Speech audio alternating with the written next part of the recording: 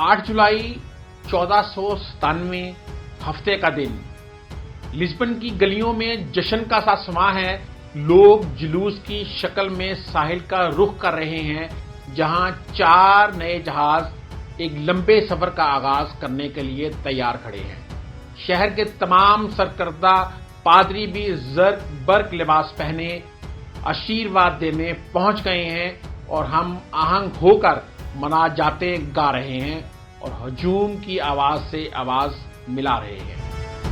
बादशाह दोम मैनुअल इस मुहिम में जाती दिलचस्पी ले रहे हैं और उन्होंने इसकी कामयाबी के लिए खजाने के मुंह खोल दिए हैं। चारों जहाज तवील बहरी सफर के लिए दरकार जदीद तरीन आलात और जमीनी और आसमानी नक्शों से लैस हैं। साथ ही साथ इन पर इस दौर की जदीद तरीन तोपें भी नस्ब हैं।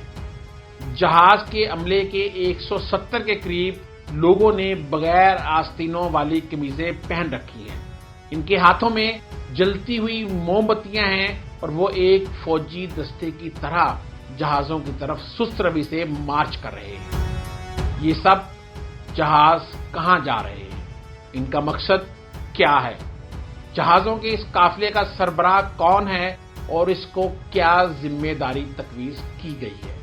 ये सब आज आपको बताने जा रहे हैं। मैं हूं इरफानुल हक और आप देख रहे हैं द नोबल हिस्ट्री।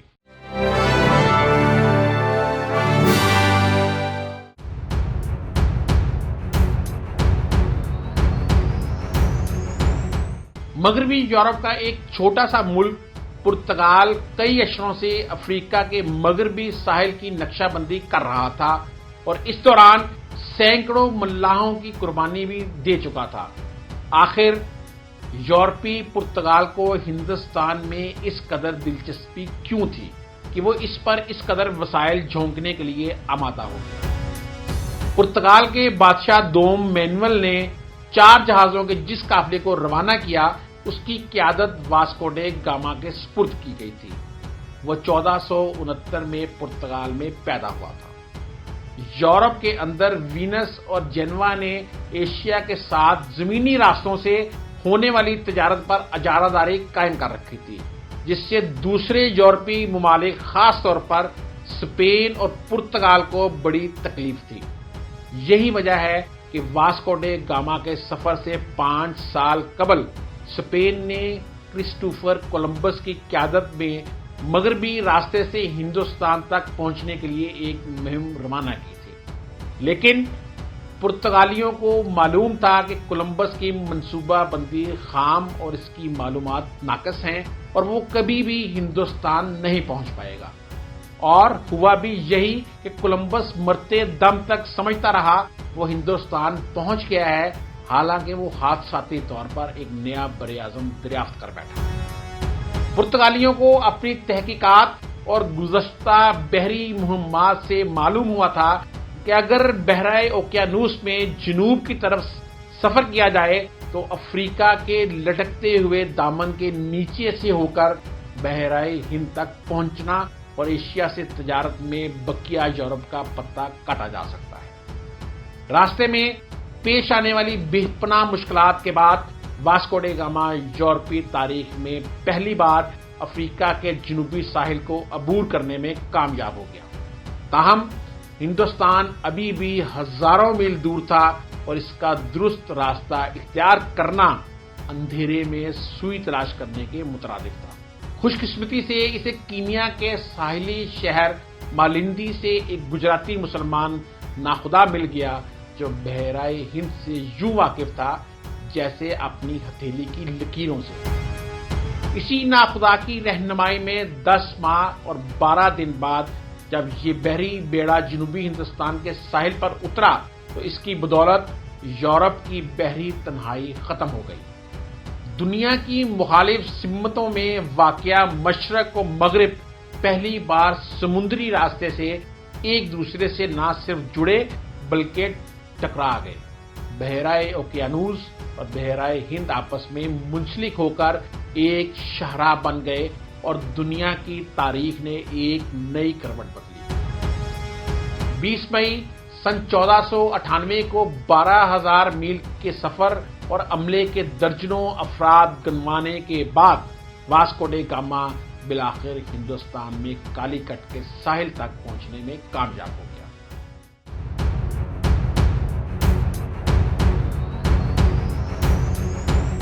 اس زمانے کے یورپ کی ہندوستان سے بے خبری کا اندازہ اس سے لگائیے کہ کالی کٹ میں قیام کے دوران واسکو ڈے گاما ہندوؤں کو کوئی گمراہ عیسائی فرقہ سمجھتا رہا۔ پرتگالی ملاح مندروں میں جا کر ہندو دیویوں کے مجسموں کو بی بی مریم کے مجسمے اور دیوتاؤں کو عیسائی اولیاء سمجھ کر ان کے سامنے جھکتے رہے۔ کالی کٹ کے سمندری راجا کہلائے جانے والے حکمران ساموتری نے واسکو ڈے گاما کی آؤ بھگت کی۔ اس نے اپنے محل میں واسکو ڈے گاما کا پرتپاک استقبال کیا۔ برستی بارش میں واسکو ڈے گاما کو چھتری لگی پالکی میں بٹھا کر بندرگاہ سے دربار تک لایا گیا، لیکن یہ خوشگواری اس وقت تلخی میں بدل گئی جب اس زمانے کے دستور کے مطابق واسکو ڈے گاما نے راجا کو جو تحائف پیش کیے، جن میں سرخ رنگ کی ہیٹ، پیتل کے برتن، چند سیر چینی اور شہد شامل تھا، وہ اس قدر معمولی نکلے کہ وزیر مہمانداری نے انہیں راجا کو دکھانے سے انکار کر دیا۔ اس کا نتیجہ یہ نکلا کہ مقامی حکام واسکو ڈے گاما کو کسی امیر کبیر ملک کے شاہی سفیر کی بجائے بحری قزاق سمجھنے لگے۔ سمندری راجا نے واسکو ڈے گاما کی جانب سے تجارتی کوٹھیاں قائم کرنے اور پرتگالی تاجروں کا ٹیکس معاف کرنے کی درخواست رد کر دی۔ حالات اس نہج تک پہنچ گئے کہ مقامی لوگوں نے ہلہ بول کر کئی پرتگالیوں کو ہلاک کر ڈالا۔ واسکو ڈے گاما کے غیظ و غضب کا کوئی ٹھکانہ نہ رہا۔ اس کے جہازوں میں جو توپیں نصب تھیں، اس کا سمندری راجا کے پاس کوئی جواب نہیں تھا۔ انہوں نے کالی کٹ پر بمباری کر کے کئی عمارتیں بشمول شاہی محل تباہ کر دیا اور سمندری راجا کو اندرون ملک فرار ہونے پر مجبور کر دیا۔ سفارتی ناکامی اپنی جگہ، لیکن کالی کٹ میں 3 ماہ کے قیام کے دوران یہاں کی منڈیوں سے واسکو ڈے گاما کو بیش قیمت گرم مسالہ اتنی مقدار میں اور اتنے سستے داموں ہاتھ آیا کہ اس نے جہاز کے جہاز بھروا دیے۔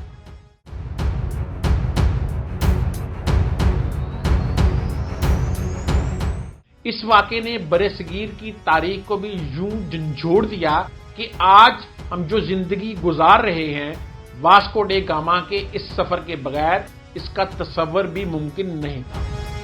اس تاریخ ساز سفر کی بدولت برصغیر بلکہ تمام ایشیا پہلی بار مکئی، آلو، ٹماٹر، سرخ مرچ اور تمباکو جیسی فصلوں سے روشناس ہوا، جن کے بغیر آج زندگی کا تصور نہیں کیا جا سکتا۔ لزبن سے روانگی کے تقریباً ٹھیک 2 سال بعد 10 جولائی 1499 کو 28,000 کلومیٹر کا سفر طے کرنے کے بعد جب پرتگالی بیڑا واپس لزبن پہنچا تو ان کا شاہانہ استقبال کیا گیا۔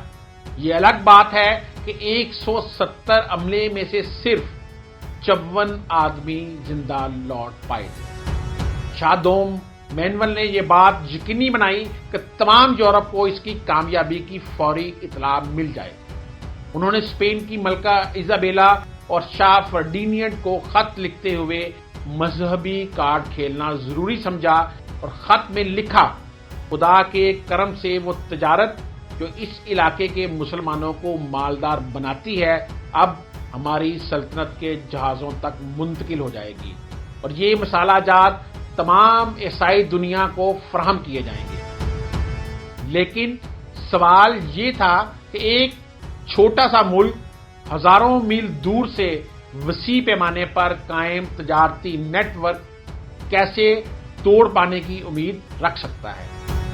واسکو ڈے گاما نے کالی کٹ میں اپنے قیام کے دوران مسلمانوں کے کم از کم 1500 جہاز گنے تھے، لیکن اس نے ایک دلچسپ بات یہ بھی نوٹ کی تھی، یہ جہاز اکثر و بیشتر غیر مسلح ہوا کرتے تھے۔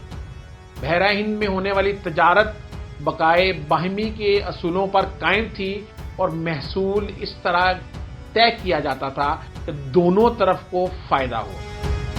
پرتگالی ان اصولوں پر کام نہیں کرنا چاہتے تھے۔ اس کا مقصد طاقت کے ذریعے اپنی اجارہ داری قائم کر کے دوسرے فریقوں کو اپنی شرائط پر مغلوب بنانا تھا۔ جلد ہی اس منصوبے کے خد و خال واضح ہو گئے۔ واسکو ڈے گاما کی آمد کے 6 ماہ کے اندر اندر جب پیدرو الواریس گبرال کی قیادت میں دوسرا پرتگالی بیڑا ہندوستان کی سمت روانہ ہوا تو اس میں 13 جہاز شامل تھے اور اس کی تیاری تجارتی مہم سے زیادہ جنگی کارروائی تھی۔ گبرال کو پرتگالی بادشاہ نے جو تحریری ہدایت نامہ دیا اس سے عزائم واضح ہو جاتے ہیں۔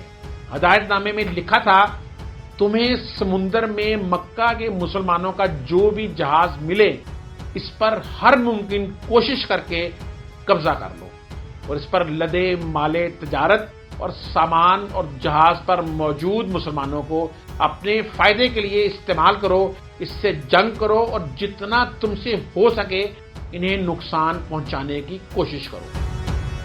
ان ہدایات کی روشنی میں مسلح بیڑے نے کالی کٹ پہنچ کر مسلمان تاجروں کے جہازوں پر حملہ کر کے سامان تجارت پر قبضہ کر لیا اور جہازوں کو مسافروں اور عملے سمیت آگ لگا دی۔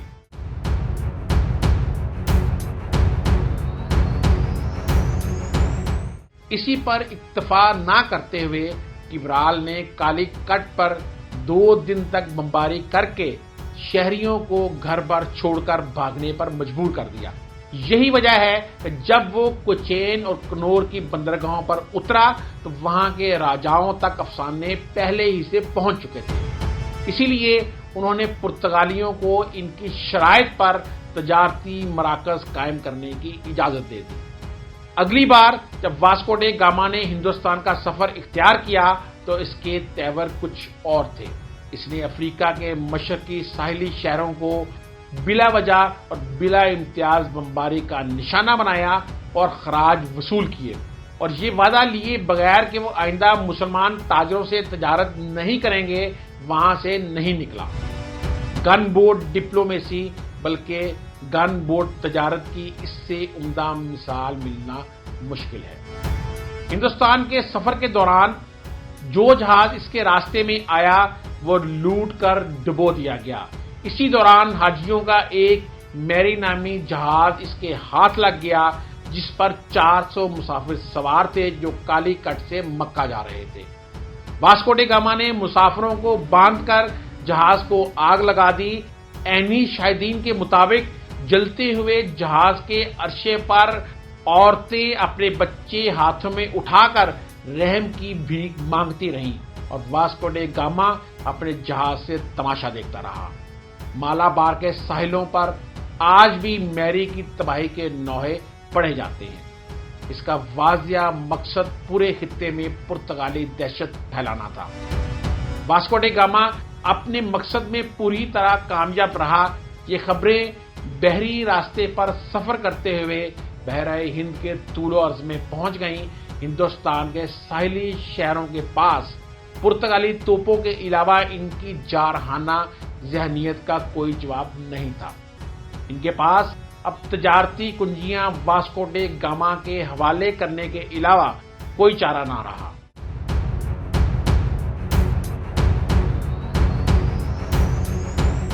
ایشیا میں واسکو ڈے گاما کے یہ اقدامات تجارت کی بجائے بحری قزاقی سمجھے گئے، لیکن یورپ میں یہ روزمرہ کا معمول تھا۔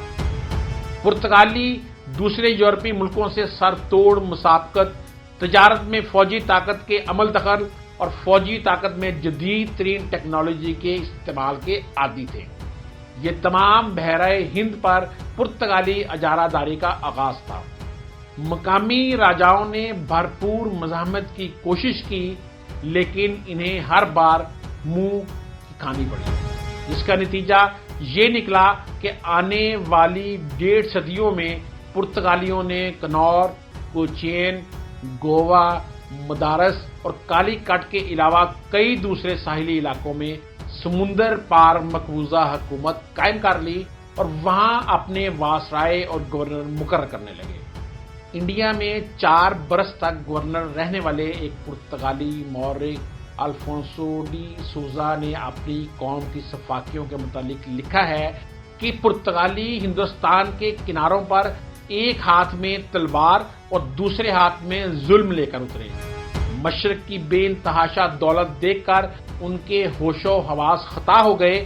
انسانوں کو لوٹنے اور شہروں کو برباد کرنے میں وہ کسی وحشیوں سے کم نہیں تھے، مگر دولت اتنی زیادہ تھی کہ آخر میں تلوار کو چھوڑ کر سونا اور چاندی سمیٹنے میں مصروف ہو گئے۔ آخرکار ایسی ہی حرص و ہوس والی دیگر مغربی اقوام ان پر غالب آ گئی۔ دوسرے یورپی ملک یہ تمام کھیل بڑی دلچسپی سے دیکھ رہے تھے اور یہی عمل بعد میں فرانسیسیوں اور بالآخر انگریزوں نے ایسٹ انڈیا کمپنی کی صورت میں دہرایا اور پرتگال کو انہی کے کھیل میں شکست دے کر نہ صرف ہندوستان بلکہ پورے بحیرہ ہند پر قبضہ جما لیا۔ ناظرین، یہ تھی نوبل ہسٹری کہ کیسے پرتگالی ہندوستان میں آئے۔ اپنے اگلے پروگرام میں آپ کو ایک اور نوبل ہسٹری بتائیں گے۔